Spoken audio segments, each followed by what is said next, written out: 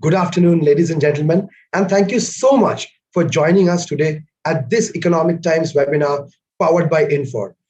We have many insightful and interesting sessions coming your way. But at the moment, we're experiencing some technical difficulties. We should be able to go live within the next 3 minutes. Please bear with us as we bring to you good speakers, good insights, and more exciting information about the chemical industry. Thank you for being with us. We'll be back again shortly.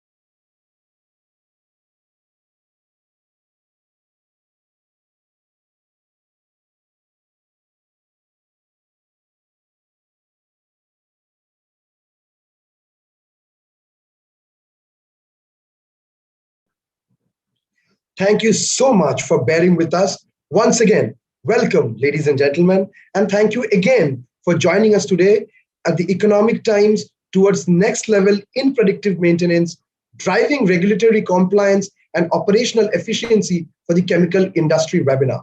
This is Anirban Ghoshal from ET Edge, welcoming you all to this session. The production of chemical commodities is central to the world's economy and is a fast growing industry in India.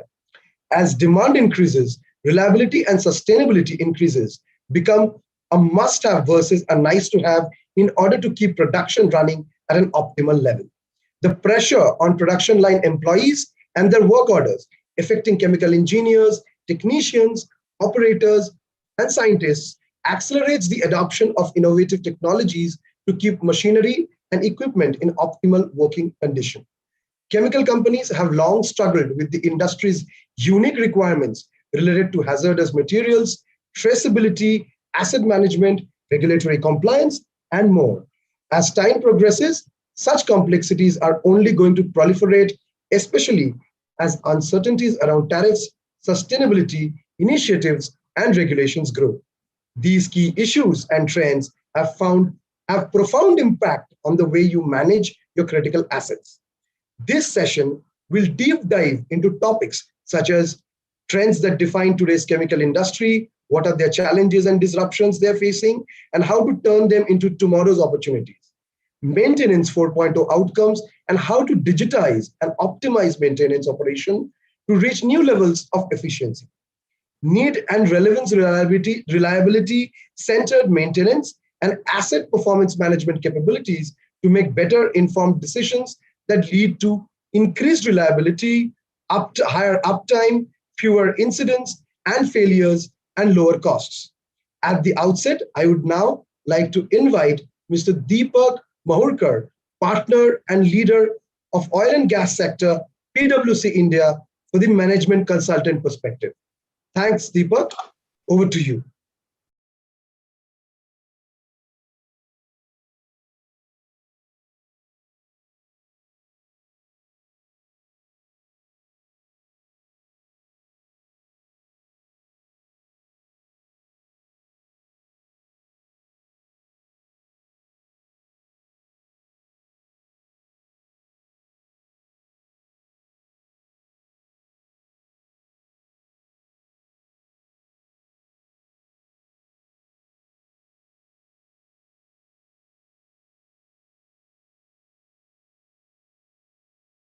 Very good afternoon, all of you.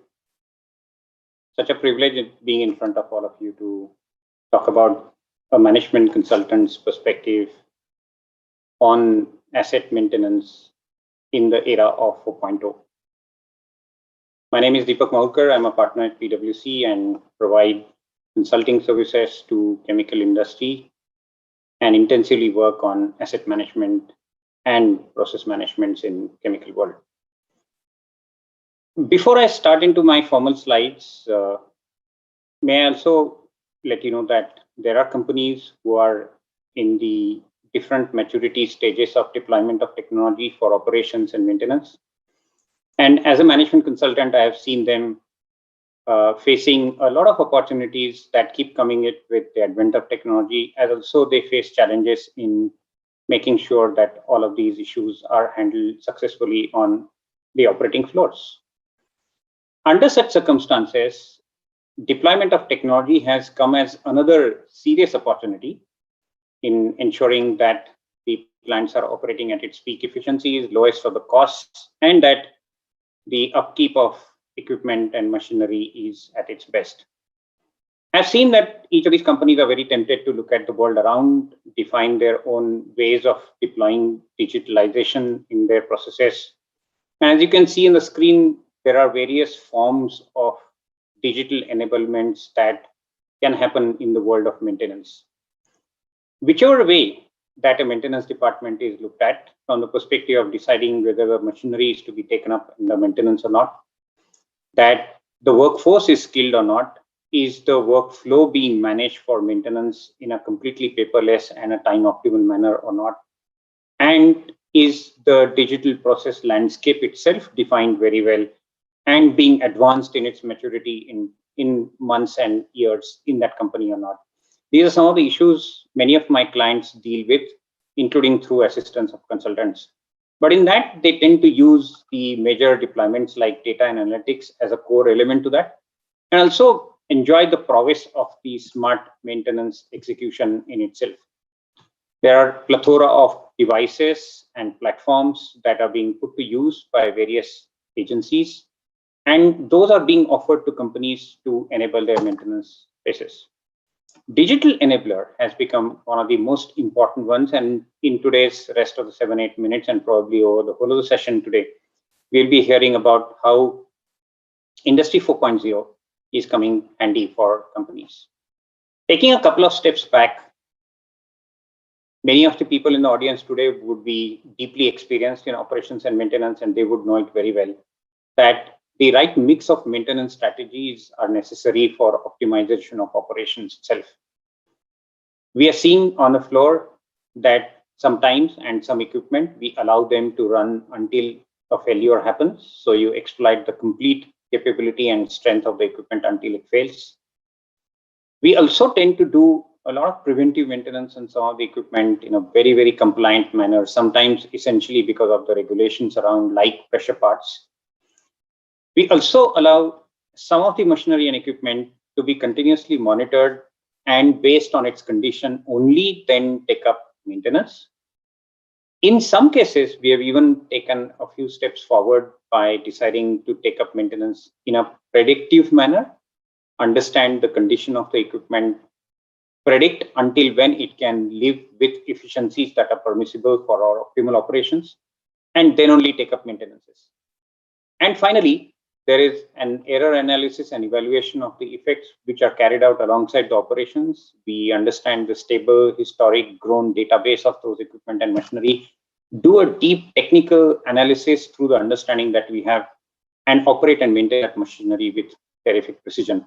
Now, what this is leading to is a complete plenum of the way one can maintain an equipment or a machinery. So you either repair after the failure takes place, or you repair before the failure takes place, or you repair it only when needed, or wait for the best moment to repair, as also sometimes limit and avoid the repair altogether. In such circumstances, the ideal approach obviously is to critically assess and define the optimal maintenance strategies in an organization, on a shop floor, or in set of assets that the company has at different geographical areas, and then increase OE and predictability to reduce the maintenance spend. We've also seen companies emphasizing on harmonization of operations maintenance with the seasonalities of product sales, availability of raw material, and also the ecosystem that they live in. And in such circumstances, not all assets therefore need the sophistication of preventive maintenance. We can always avoid preventive maintenance and move to maybe condition-based, predictive, or just precision maintenance. The typical challenges and complexities of implementing each of these strategies are obviously at different levels. As we see, the complexity of implementation can go further deeper, and that is how organizations will be called as more and more mature in deploying Industry 4.0 for the maintenance applications. And in that case, since the complexity grows, it's also not easy to deploy, and a lot of work needs to be done. But companies have enjoyed the benefits of that. They've seen optimalities, they've seen cost reduction, and therefore run up to the failure to precision are the phases which depend on the willingness and ability of the company to put that rigor to work and ensure the complexity of implementation is not shied away from.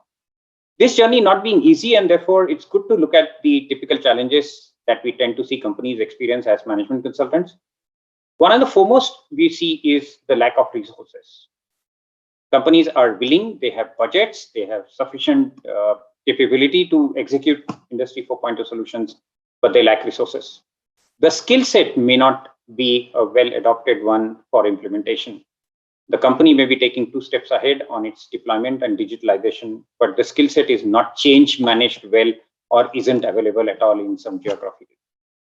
Insufficient budgets for investment is a very, very common one. Just about a week back, I was in another similar session, and I mentioned this as one of the foremost challenges for digital-minded people, that the companies are thinking about their businesses and markets sufficiently well, but aren't allocating budgets enough for digitalization, which is not going to pay off within 1 year, but it's going to pay off in the long years. The long-term strategy is not in place. You are just doing what is needed today. Just do a stitch whenever it is needed and not plan for the future. We have also seen some clients critically doing assessment of assets, but it's not completed to the extent, the kind of complexity which is shown on this particular graph. Yesterday in another session, we discussed as to how Equipment will be completely digitalized, and the systems or asset maintenance is enabled. But the people around that and the processes are not to harmonize with that particular application. And therefore, we have even seen advanced process controllers being switched off and large process plants being run on manual basis, or in some cases, maintenance being undertaken out of fear by preventive and not necessarily in a predictive or a precision manner. And the last one is that the entities are working in silos. As you can imagine, digitalization of asset management is not an easy subject. It will need terrific understanding and working between different departments of an organization. The ideal approach to determining these maintenance strategies are obviously go step by step. I have lived through this work cycle many a times with many companies, and we have seen that you do a proper setup, you understand the number of assets, the identification of assets, the age of assets, the future assets in projects and phases that are coming up to be inventorized completely through a critical assessment of their needs. Then you define the criteria with a very direct impact on criticality for the site setups. You continue to develop an equipment or equipment cluster line by line for its structured table of selected activities to be undertaken on that equipment. We analyze the assessment of equipment through the clusters and also ensure that it is used as a tool for cross-functional effort for maintenance activities. Ultimately, result that into system and equipments being assigned criticality ratings. The database of critical assets is maintained clearly, enriched through some past data integration, some data transfer, some data clusterization, and finally implement the strategy. You will in turn get an asset which is critically sustained, an asset which is critically scoring in its list, and an asset critically in terms of methodology and training set out well with proper change management done on the floor, and finally an optimized planning and scheduling to be done on all of these assets. Benefits will obviously result into uptime being increased, maintenance spend reducing, and the predictability of the equipment also taking place. I must also remind audience that these asset maintenance 4.0 activities are not alone on OEM equipments. We have undertaken these programs on custom built equipments like chemical columns, specifically designed situations for a particular factory site. And those also can be brought under specific asset management cycles. The combined business experience and data understanding enables a very successful transformation for predictive maintenance. We are now jumping to how a predictive maintenance can get complicated. You can start a use case and end that with in between data processing, business understanding to take place, data modeling to be done, and even visualization of the model outputs taking place. We have managed to do such kind of activities with companies in some cases where maturity of data and some pre-work has been done in matter of 5, 6, 10 weeks. In some cases, such programs have also stretched to a period of something like 6 months. In the end, what does the maximized potential of maintenance 4.0 look like as an asset management department? You will have various activities being undertaken in the organization. There are obviously these visualized individual personas on the floor, like a customer, a planner, a scheduler, a maintenance supervisor, an operations supervisor, an operations engineer, MICA technicians, the CapEx engineers, data scientists, and far beyond this, including finance, HR, and so on. And each of these stakeholders and personas playing a very important role in the phase of maintenance, like network strategy, event triggers, diagnosing and prioritizing activities, forecasting and planning these activities, scheduling and dispatching, delivering the service as well as the documents, managing service assets, and also giving a feedback on the assets which have been managed. With that, I'll take a pause and request you to contact in case you have any clarification on this part. Thank you.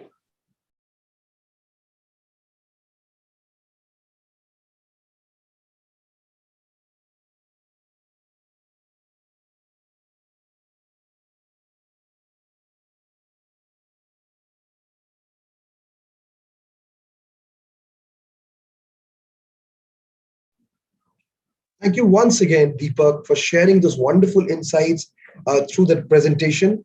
It was obviously very insightful. Without further ado, now I would like to move on to our next session. And with that, let me invite Mr. Bas Beamsterboer, Product and Industry Strategy Director, Infor's Enterprise Asset Management, for the keynote address. Over to you, Bas.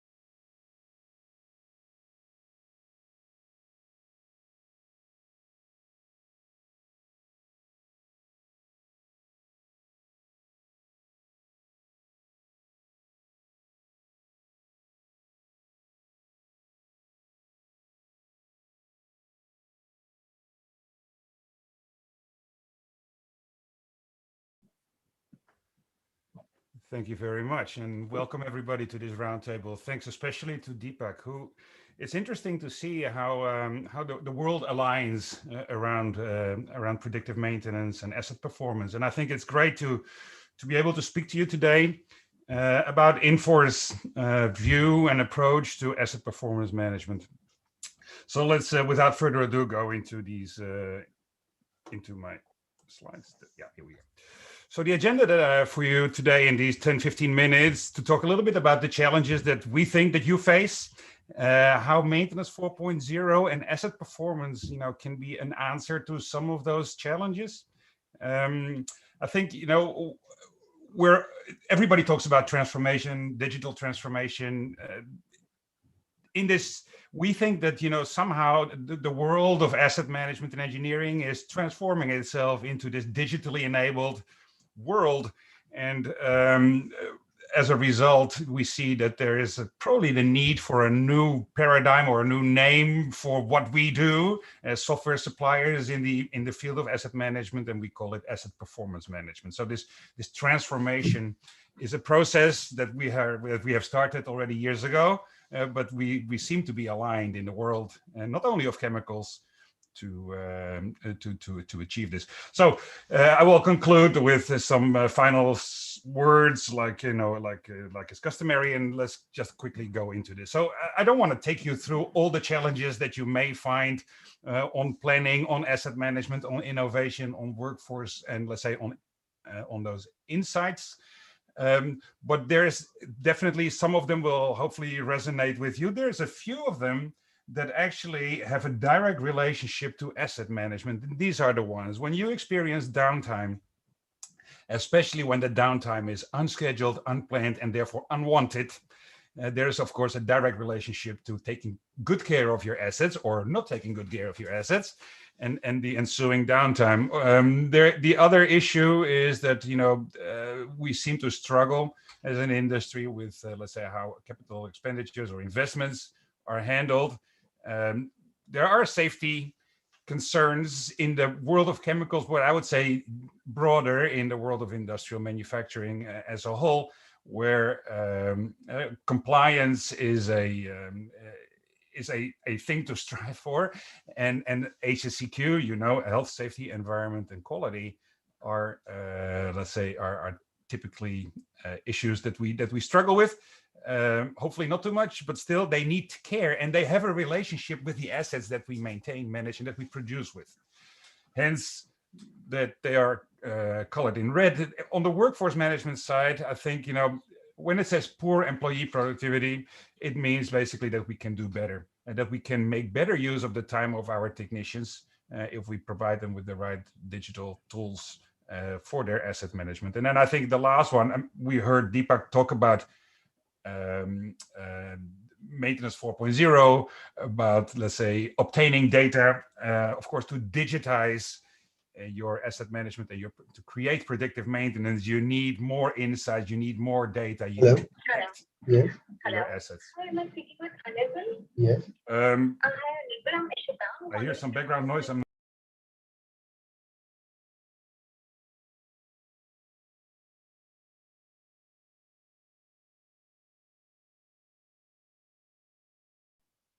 Okay, thank you. So when we focus on productivity drivers, and again, we serve, as Infor, we serve multiple areas, multiple business areas of the chemical industry. Today, we want to focus on the asset management. And I think we've heard it today. One of the exponents of maintenance 4.0 is to turn your data into predictive maintenance in order to be able to predict when stuff will fail and therefore prevent it from failing. That will actually generate value. And if we increase our asset utilization as a result, that means that ultimately we will have more availability, means more production, means more profit at the bottom line. Compliance, of course, I like to express compliance and safety as value, especially when I speak with, let's say, people of your, let's say, level in the organizations, because you want to know about, okay, what's in it for us? How can I express this? Why would I want that?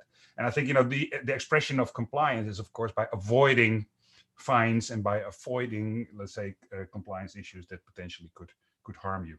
And the reduction in operating cost, of course, is a value driver that has existed for 30 years already, but it's not the only one anymore.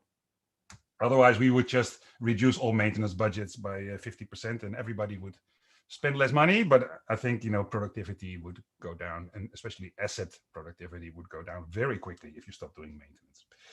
So what we see is that process operators want to do autonomous maintenance in order to more easily capture data, implement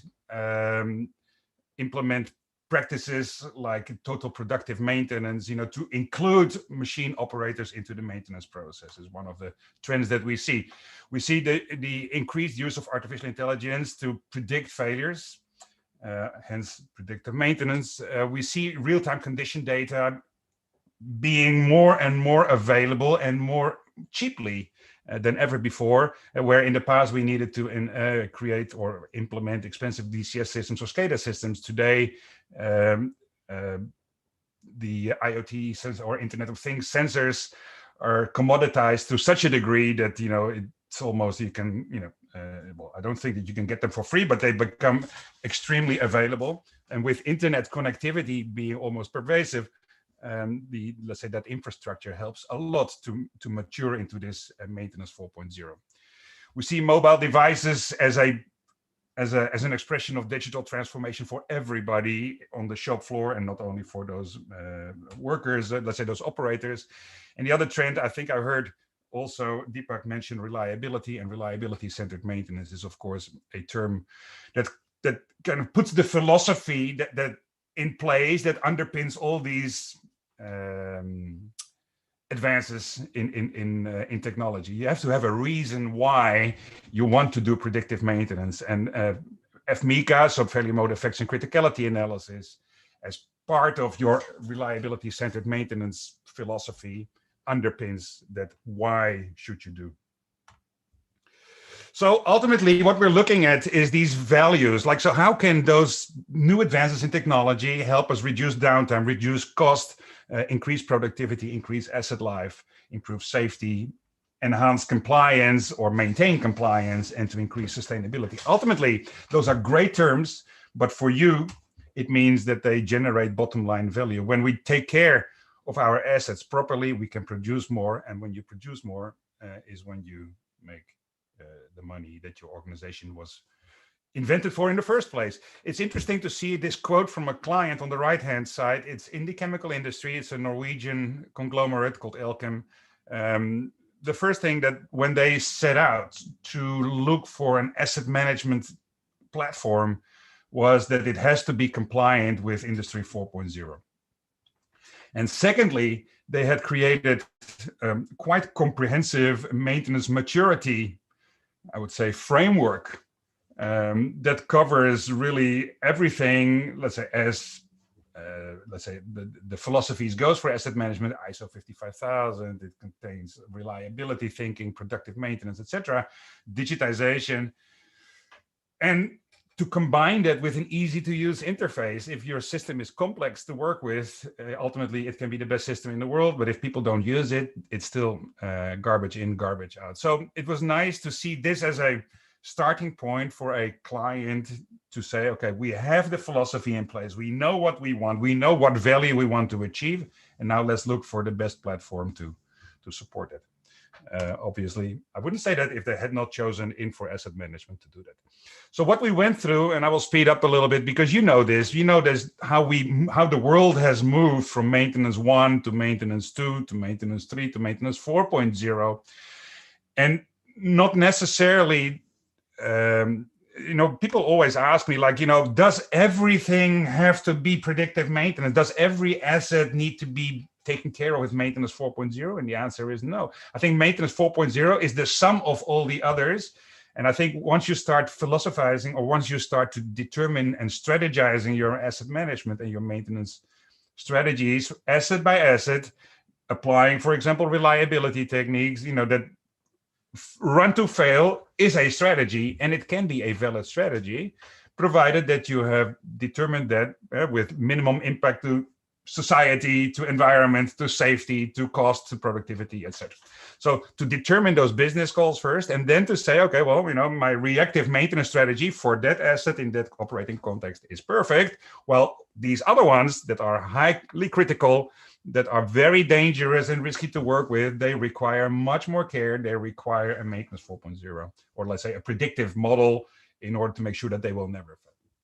So it's not like, we don't do reactive maintenance anymore. It is, we pick the best mix to support us. So talking about maintenance 4.0 a little bit, people always think about this as an investment in technology. This is absolutely true. We have to, however, make sure that we pick the technology, that we pick the elements of digital transformation that make sense. Somehow we have in our heads that if we do IoT, or if we do this 4.0, if we invest in technology, we're automatically going to get a 20% productivity increase, which may be true, but not necessarily, because there's so much to choose from, and you have to choose wisely. And of course, your application has to underpin, that strategy. Whether you pick like mobile devices for your workers, or new software for your workers, or connectivity for your assets, or predictive analytics as a tool of digital transformation, or all of them, you will only get this 20% if you have your strategy behind it, and not by simply buying one of these blue boxes and say, now I'm going to wait for the productivity to come. It probably will not. So when we combine what we know about maintenance 4.0, 3.0, 2.0, 1.0, what we know about IoT technology, we think that it's time for a new term, and that new term, we call it asset performance management. So asset performance management is what we've always done, is support the best maintenance mix possible with the digital advances of today, with the tools that are, let's say, available to do forecasting, to do reliability-centered maintenance, condition monitoring, etc. So this is what Gartner says, and this is what we say. What is it for us? It means to capture the data from the processes and the assets, to apply analytics, to apply artificial intelligence, to drive decisions, and to focus on the true asset performance in all measures. And all of this is almost useless if you don't connect it to the action that has to follow afterwards. I think it is not so useful to invest in a tool that gives you predictive analytics, but it doesn't give you the follow-up for your technicians. It doesn't put anything in the hands of the people to achieve those goals that we mentioned earlier. So I put a couple of slides there, and you will see some moving pictures. Hopefully that will play. Yes, there we go. I mentioned earlier autonomous maintenance. So one of those expressions of digital transformation is to enable process operators of the machines, to do inspections, lubrications, and to make sure that they register what they did by filling in checklists. So here you saw a person, walking to a machine, scanning a QR code, and he's executing a checklist without having to manipulate work orders. Work orders are for technicians. Operators just do these kind of spot checks and light maintenance. So to digitize everybody that is accessing the machine, that's the idea. When we move on, I think, another one of those expressions is reliability-centered maintenance. Think about risk. Think about how do we ensure that the most risky assets have the best maintenance mix? That means that we need to assess criticality. It means that we have to do failure mode effects and criticality analysis. It means that we need to apply tools to create top tens, to create low-hanging fruit, to visualize which are the most critical assets that require the best care. Only after that you can truly determine and decide, where should I apply my maintenance 4.0 in the first place.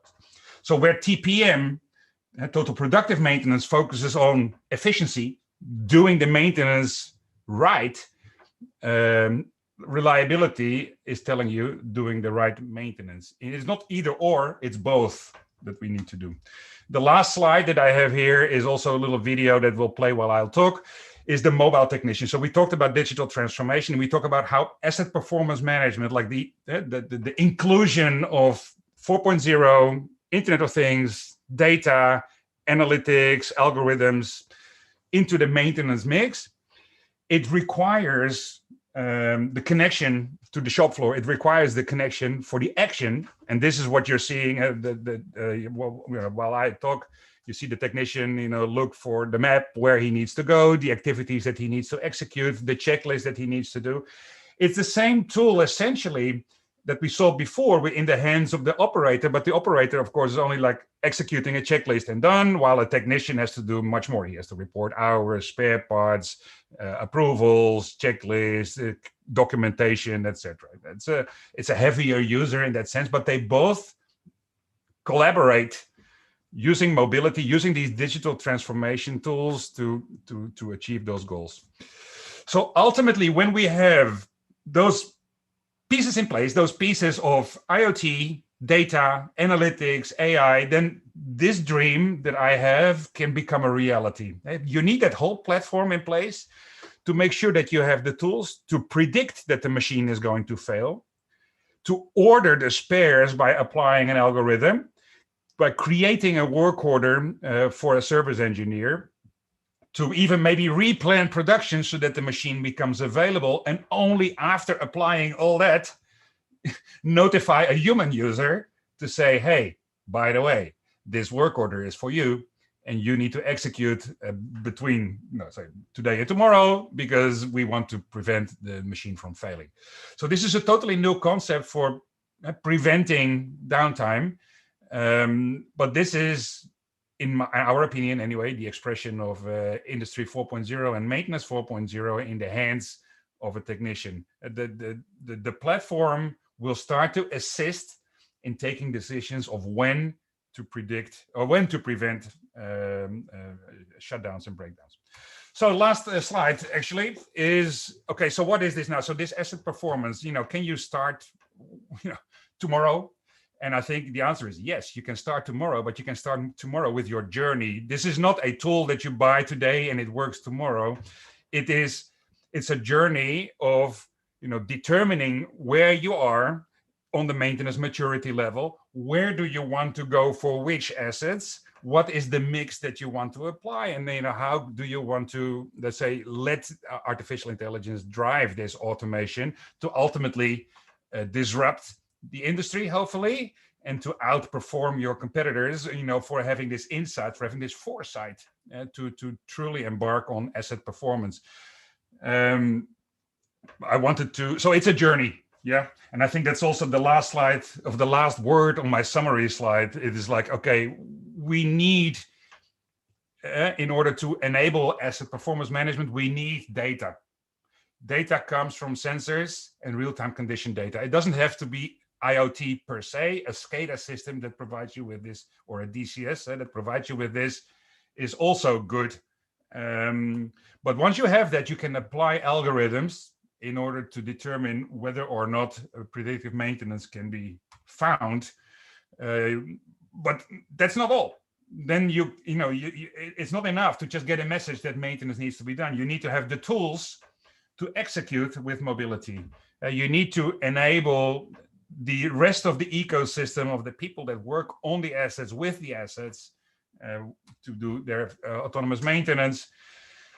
And in order to determine where to start reliability-centered maintenance, or as you can see here, failure mode effects and criticality analysis, or FMICA, are the tools to determine where to start. And once you've done that, you are truly on your journey. So it is a journey, and it starts with picking the right platform, which I think by now I don't even have to say anymore which platform that is. I would like to thank you for your attention, and hopefully you've found this entertaining, and I would welcome you to enjoy the roundtable discussion afterwards. Thank you very much.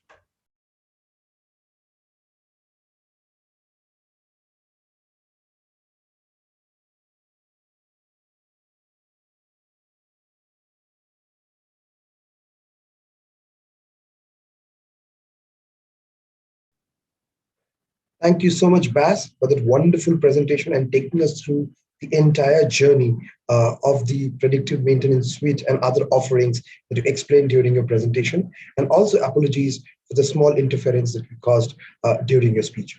Now, moving on, in order to better understand predictive maintenance in chemical industry, we have with us a very power-packed panel of speakers lined up. First up, we have with us Dr. Hashit Dangi, who is the Vice President of Operations, Product and Application Development, and he's also the site head at National Peroxide Limited. Joining him will be Sanjay Pokal, Head Technical Site Services, BASF India and Southeast Asia. To add to that eminent panelist, we have RG Agarwal, who is the founder chairman of Dhanuka Agritech Limited. And joining him again will be Ramachandra Pandyan, who is the Vice President, Engineering and Maintenance, Pidilite Industries Limited. And to steer the conversation for us today will be Mr. V. Binu George, who is the Head of Business Consulting at Infor India. Over to you, Binu.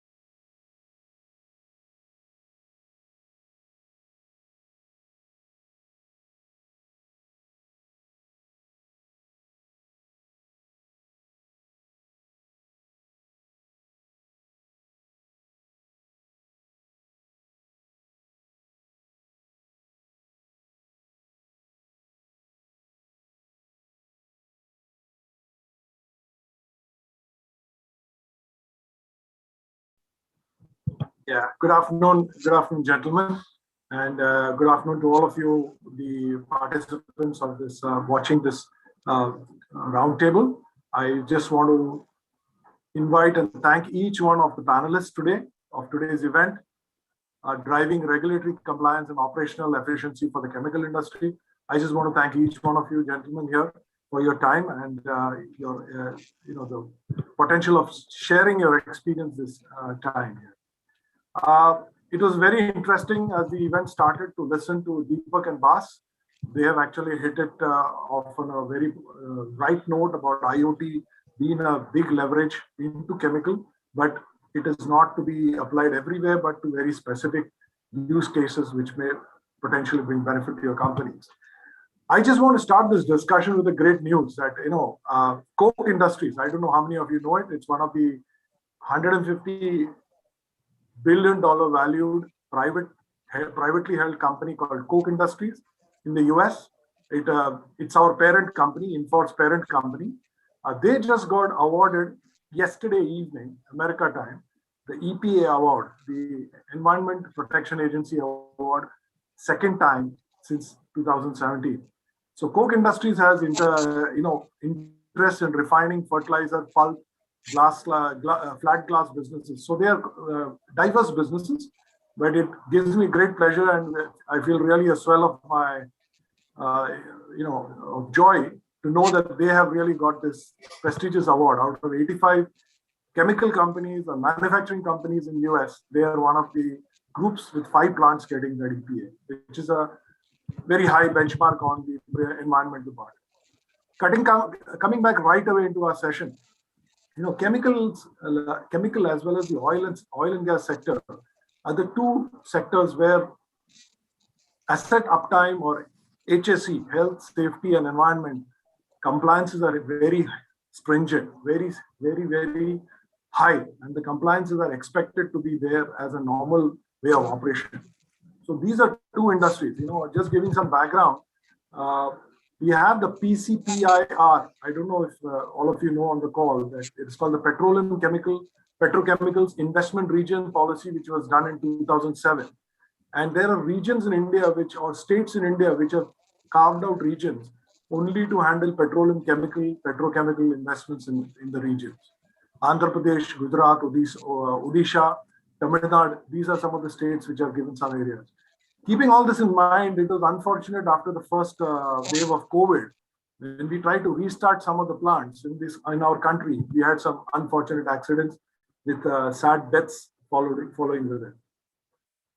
This clearly gives us an opportunity to look at basic asset management, because I'm sure not all companies are at the same level. So there is some basic asset management to be done, safety compliance, and of course, the opportunity of IoT, and then walking up or maturing up the cycle of asset maintenance. Keeping this as a base of our conversation, let me turn to Sanjay. Mr. Sanjay, I just want to pose you the first question. What are you seeing as, within your experience that you have, what are you seeing as EM trends within the chemical industry? What are the challenges or trends that you see? Yeah, if you see in the chemical industries in the recent past, I think, the EM approach is going upward, and we see that, going forward, I think the annual rate of going on the EM based asset management is increasing by CGA rate of almost 8% actually. The reason is that, as you mentioned, I think it's very important to, have a good asset reliability integrity part in the chemical industries, because of the EHS restrictions and EHS concerns, as well as, the kind of impact if you have a downtime because of any reasons. I think the consequences are quite high actually. Yeah. And of course, EM tool is the powerful tool which you can, utilize, based on your maturities. So within that, Agarwalji, what are some of the trends you see? Are you seeing something different? You come from a agrotech industry background.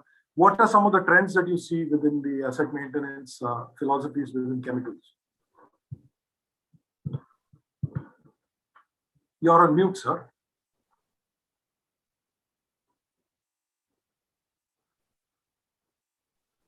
Yeah. Sorry. In chemical industry, and especially agrochemical industry, as you talk safety, that is the most important, because we deal with poisons. But they are poisons if they are not handled properly. Otherwise, they provide food, nutrition, health, wealth, and environment security to the nation. Although our last 2019 chemical industry was around $178 billion, out of pesticide was 43 billion, 50 export, 50 domestic. But recently there was India Chem program, and it was estimated that this business is going to be double in next 5 years. And for that, the point asset management is going to be very, very crucial and important as the international competition is increasing and all multinationals are looking towards India.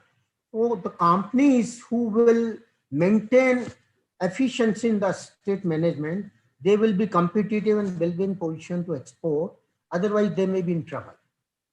Yeah, that's a good point. And I think in the opening statements from Sanjay and Agarwalji mentions, and like what you rightly mentioned, Agarwalji, I know that specialty chemicals is becoming a big boom in India because of the China plus one factor that's coming into play. And as you rightly said, you are handling a lot of toxic chemicals. Keeping this in mind, Dr. Dangi, what can you tell us about very specific practices or trends that you see within the chemical asset management? Surely we all have appreciated that asset management is important because of the health, safety, and environment over and above the asset maintenance. But if you could just dwell upon what are the trends that you see from your viewpoint, Dr. Dangi.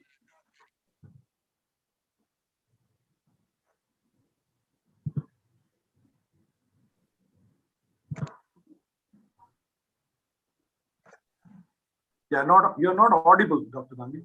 I don't know why.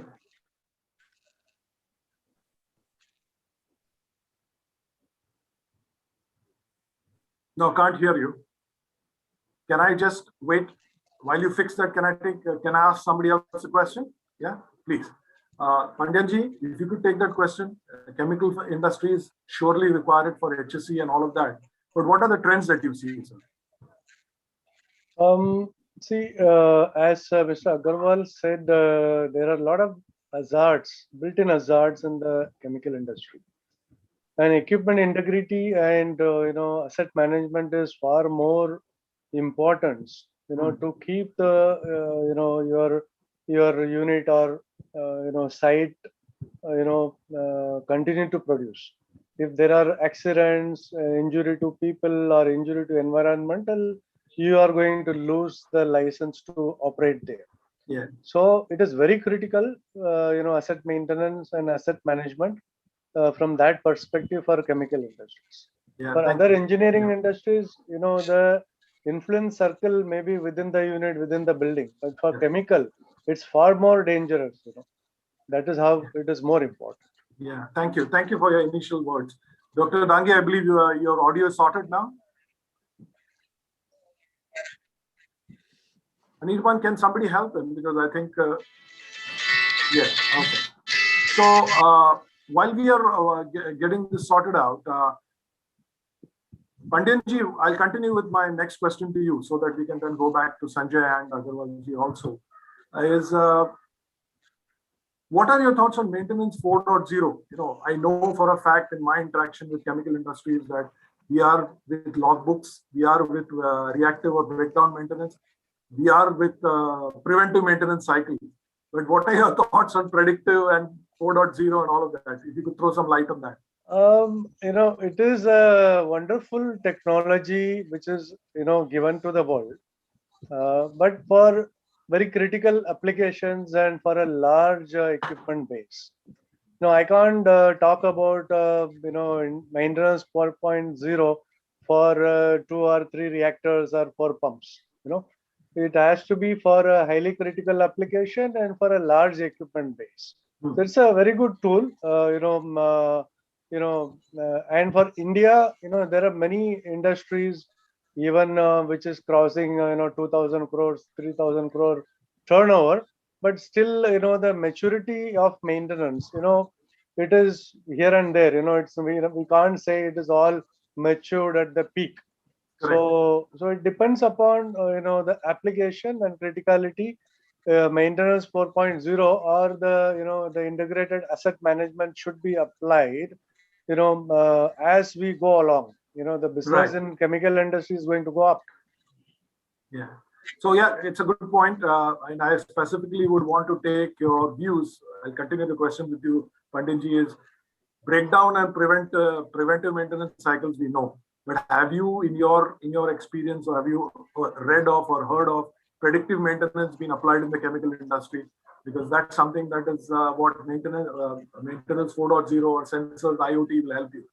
Yeah, per se, we say what is very important in the industry. We say people, plant, and process. Three are very important in the industry. Correct. If these three work seamlessly, then you enjoy the profit, productivity, and safety, everything in the plant. Okay. Yeah. So now people, we know the skill levels, the maturity level, willing to do more. Plant is assets. Whether do we have a good asset or a lousy asset? Okay. Process per se, we say it is maintenance 4.0 now, and the process of maintenance, doing maintenance.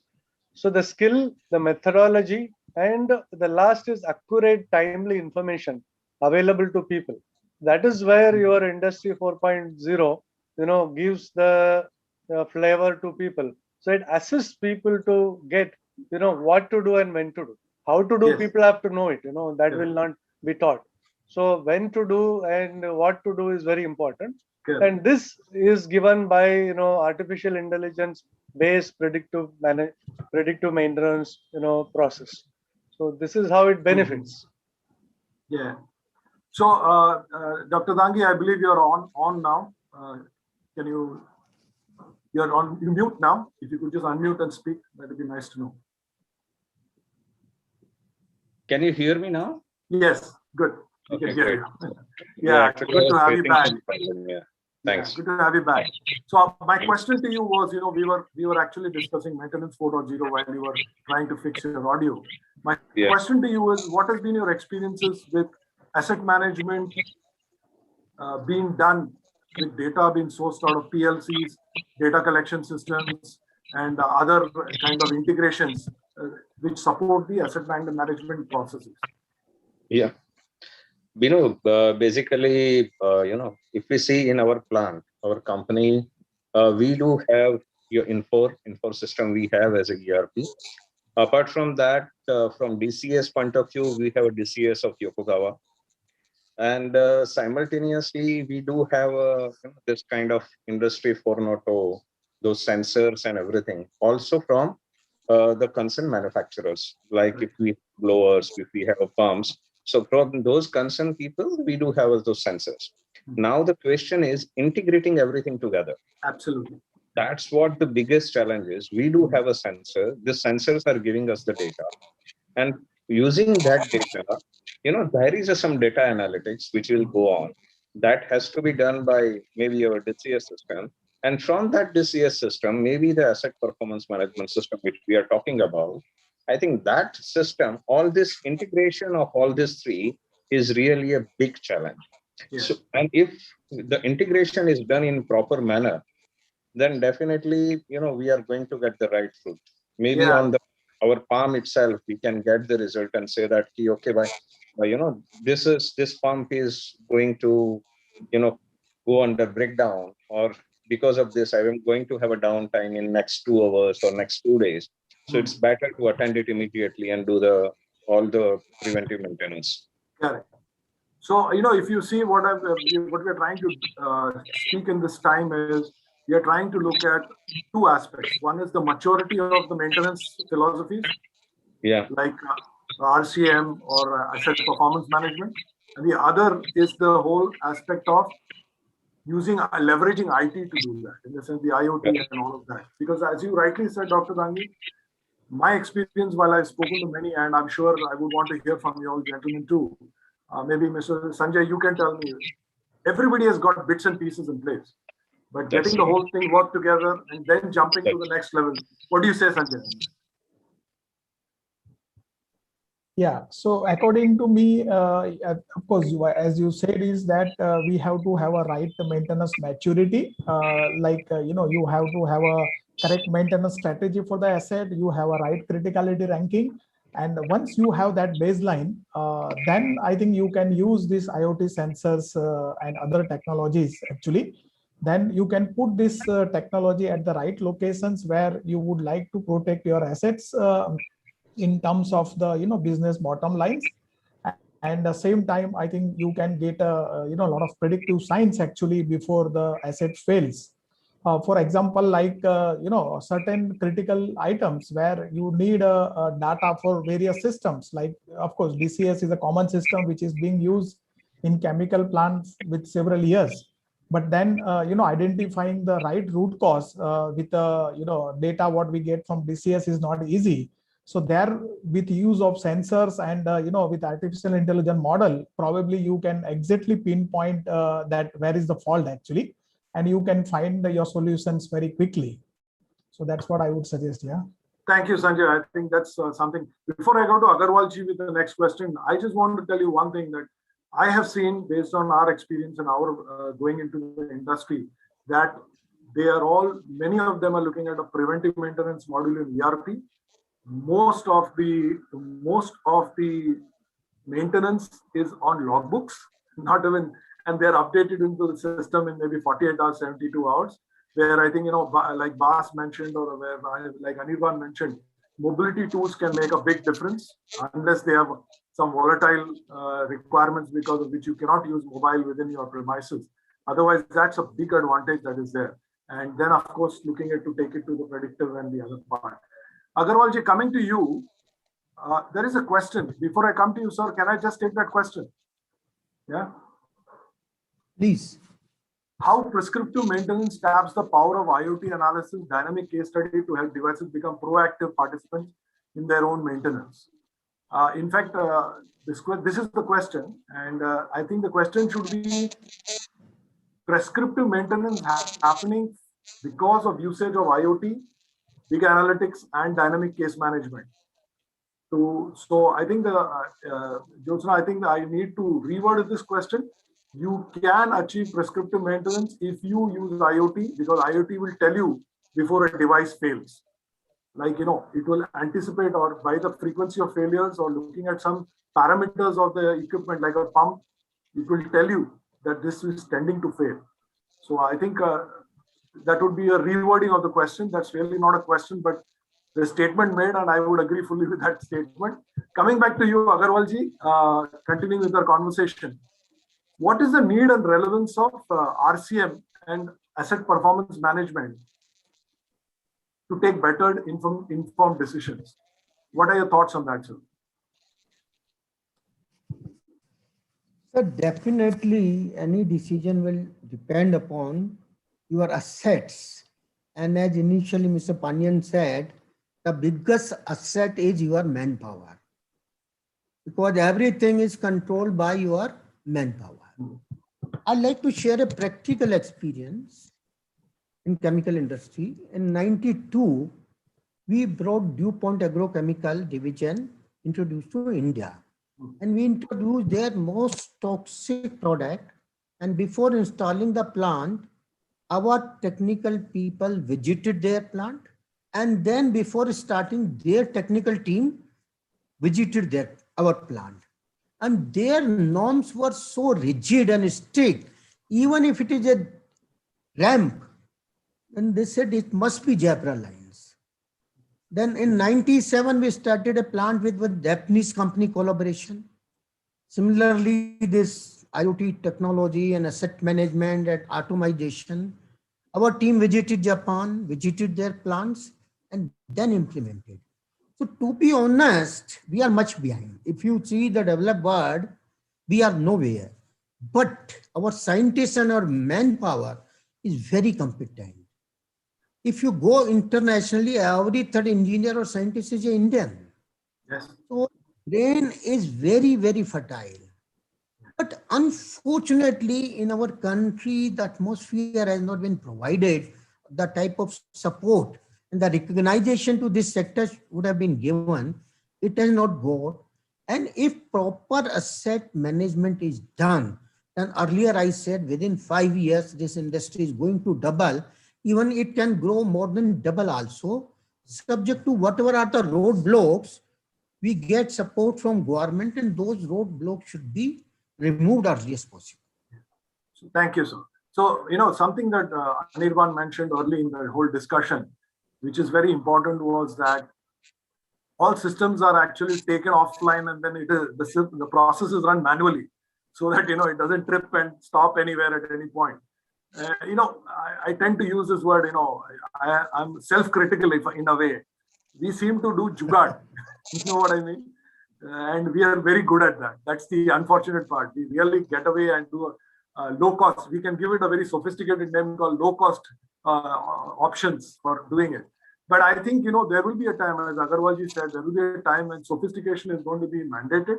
It will be required, and our competitive advantage in India will be affected by how much we can run our assets, how efficiently can we anticipate its breakdown and maintenance and its integration. One more point I want to ask the whole forum. In fact, I want all four of you, I will start with Mr. Pandian, is the whole integration between asset maintenance and HSE, which is two independent things today.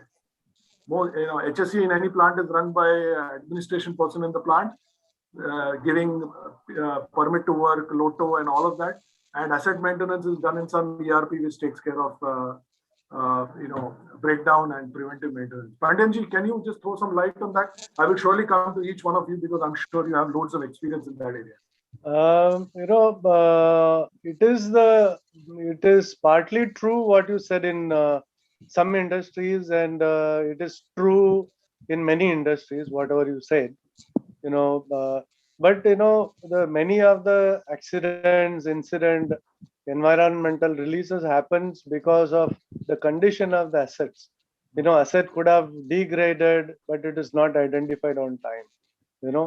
And it is in fatigue. Maybe temperature is high, pH is high, corrosion is happening. People are not able to identify. So if any such fatigue is undetected and treated, it will lead to HSE incidents. Correct. So HSE also should have a close networking with maintenance, and the cross audit should happen. So therefore, people align. Okay, it is not maintenance; it is safety actually. Correct. So the maintenance is properly done. Your plant is productive and your plant is safe place to work.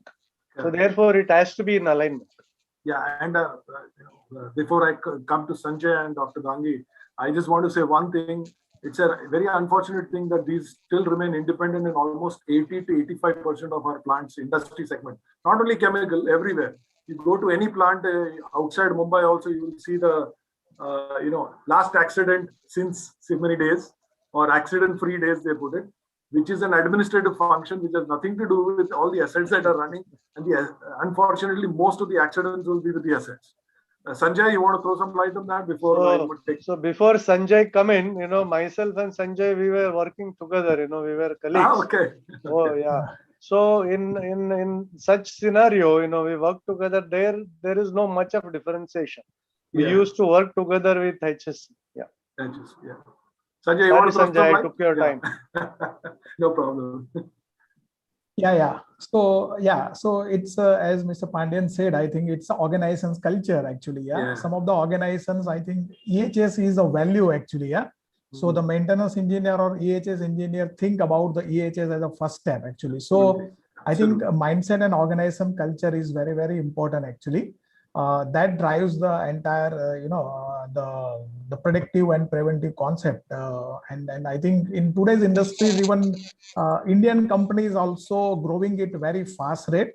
And I think there also, I see that mindset and culture are keep on changing it. And I look forward that I think going forward, probably most of the Indian company would also work like, multinational companies in the future actually.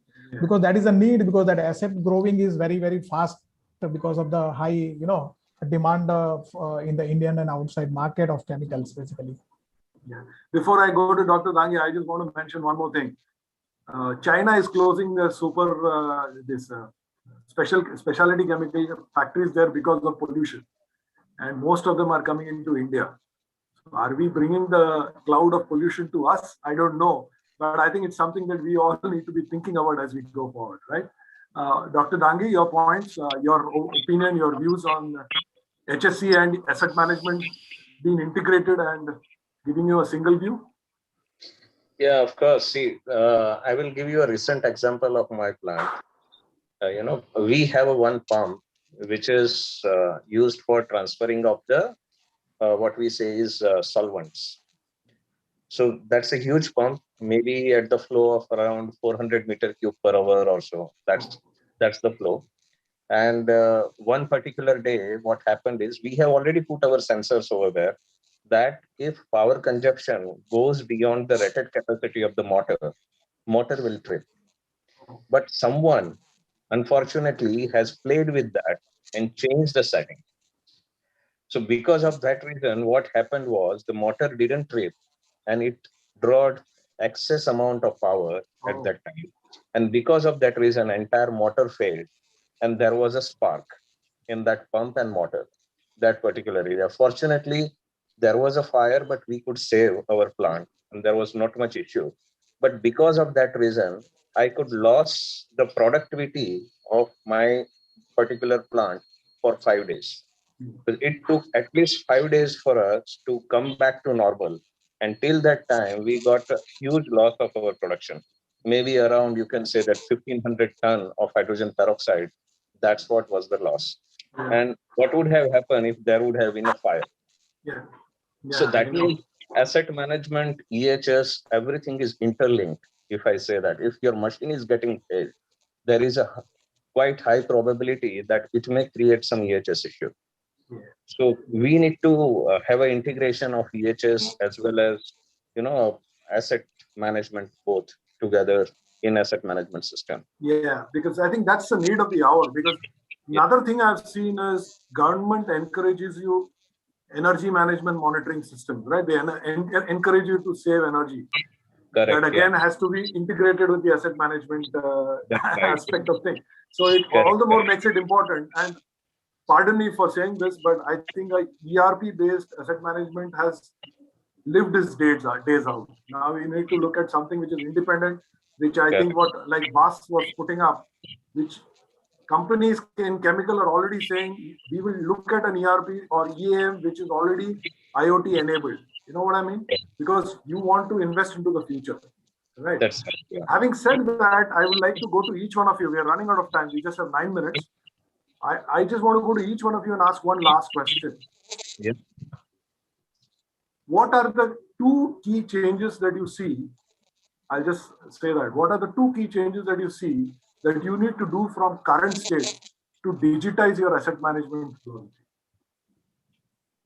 Two key states. That's two things, just two things. I know there are many things we have to do, and we can't do it in the 40 minutes you have given here. But if you can just put your thoughts to two things, it could be either a process thing or an IT enablement thing. Each one of you, I would request you take 1 minute and help me, 1.5 minutes and help me. Anyone who is ready can go first.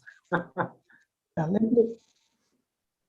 me to start. I think you have to, look at the opportunities of this technology actually. And definitely, you can easily identify some of the opportunities within, your plant or your assets that would really, help you in terms of the EHS, in terms of the predictive maintenance to prevent asset to, prevent the asset failure, and which will definitely add to the business bottom line profit actually. Okay. So I would suggest that, I think, and it's not a difficult task actually.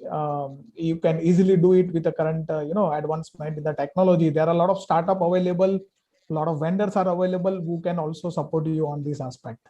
Yes. Anybody else? Next, Pandyanji, Agarwalji. Yeah, see, I would say, of course, as I agree with Sanjay, the technology we have to bring, like sensors and connection and, triggering alerts and artificial intelligence to read the data, analyze and give actionable items. That is very important. The second is skill upgrading. You need to upgrade certain skills.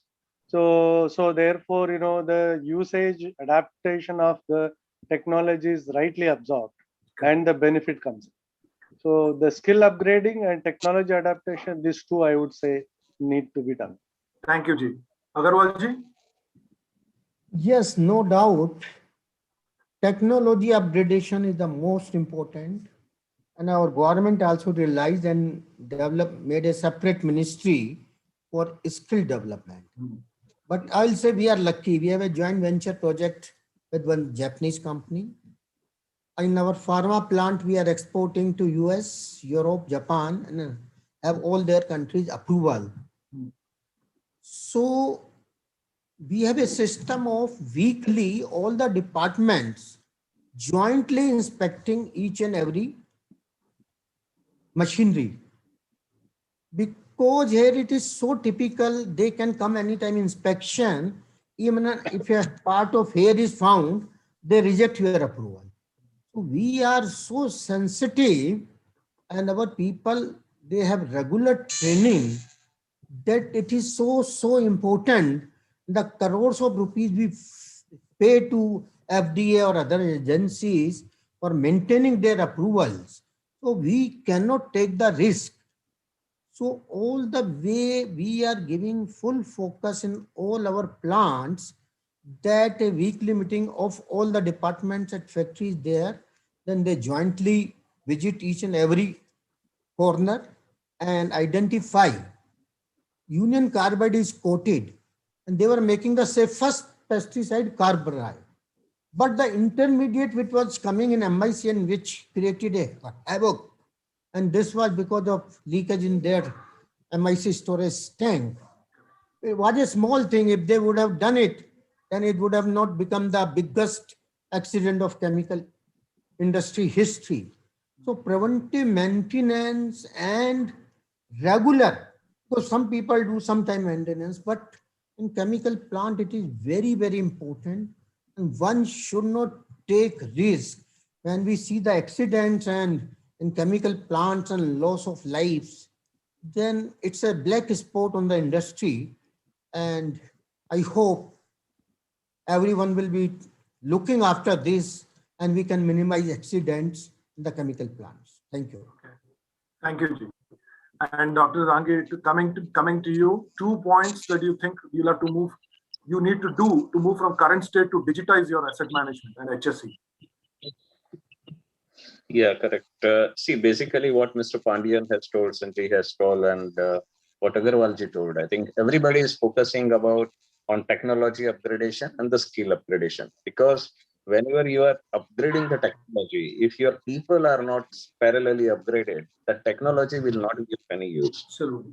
So you have to change the mindset of the people. And along with the mindset, you have to change the culture of your entire organization. Once the culture is changed, skill is developed, then automatically results will come by changing the technology. Yeah. So that's Thank the you. most. Yeah, I think you summed it up well. Thank you so much. For you just rightly said, it's a change in the culture, and then technology enables and supports, underpins that to actually take you to a different level where it can really help you. Yeah. So just to finalize, just to sum up what we discussed, surely asset management will help you reduce downtime, reduce cost, increase productivity, but it will also help you in health, safety, environment integrated to the assets, energy management, compliance standards, sustainability, and of course, using digital or mobile access based, it increases the productivity of your technician, your operator, all of that. And I hope this changes slow and steady comes into our chemical industry, and we become one of the premier and most technology differentiated compared to the other competitive countries that we have. Yeah, thank you so much for each of you for your time, your comments, your experience that you've shared here. Really appreciate it. Over to you, Anirban.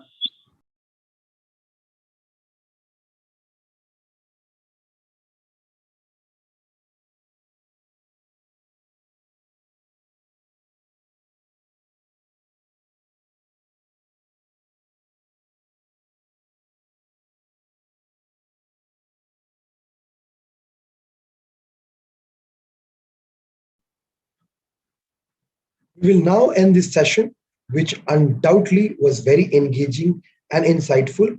And I'm sure our participants would have got some rewarding insights today. I would now like to thank the panelists for sharing their knowledge and experience with us. Thank you once again for joining this session on Towards Next Level in Predictive Maintenance, Driving Regulatory Compliance and Operational Efficiency for the Chemical Industry. Please join us for more such sessions. This is Anirban Ghoshal signing off. Have a good evening.